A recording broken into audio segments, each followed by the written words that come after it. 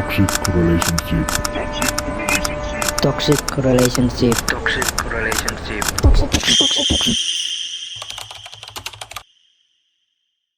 Rasa yang barusan kita dengar bukan merupakan hal yang baru. Kita sudah sering mendengarnya atau bahkan hal tersebut ada di sekitar kita.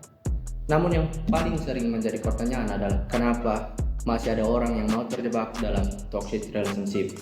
Sebenarnya ada banyak perspektif yang bisa kita pakai untuk melihat kasus-kasus seperti ini. Namun akan kita coba bahas dari perspektif psikologi.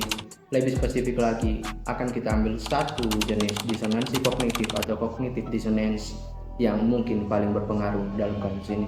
Kalau kita lihat pada kebanyakan kasus, orang-orang yang terjebak dalam toxic relationship akan punya justifikasi baik besar maupun kecil yang dipakai sebagai landasan untuk mensupport argumen kalau hubungannya masih bisa dilanjutkan atau bahkan harus dilanjutkan. Justifikasi yang muncul biasanya berupa effort di masa lalu yang sering kali diungkit-ungkit terus. Misalnya, Waktu dan energi yang sudah banyak terbuang, orang tua sudah saling kenal, sudah saling tahu baik dan buruknya pasangan, dan namun mulai baru lagi dengan orang baru. dan justifikasi lain yang akan terus dipakai.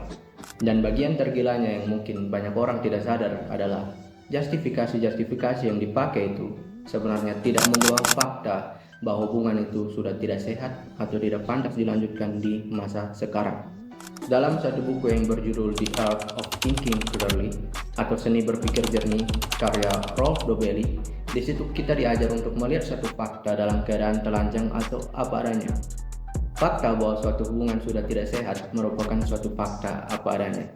Di saat kita membungkus fakta tersebut dengan effort di masa lalu yang kita sudah kasih, dibungkus dengan kenangan-kenangan, di saat itu kita terkena disonansi kognitif atau bias berpikir yang salah. Kita bisa saja effort ke suatu hal atau ke seseorang, tapi hal yang paling harus kita ingat adalah tidak semua effort harus berhasil. Effort dalam bentuk waktu, tenaga, keringat, atau bahkan uang itu berharga. Tapi tidak semua hal yang kita kasih effort itu berharga.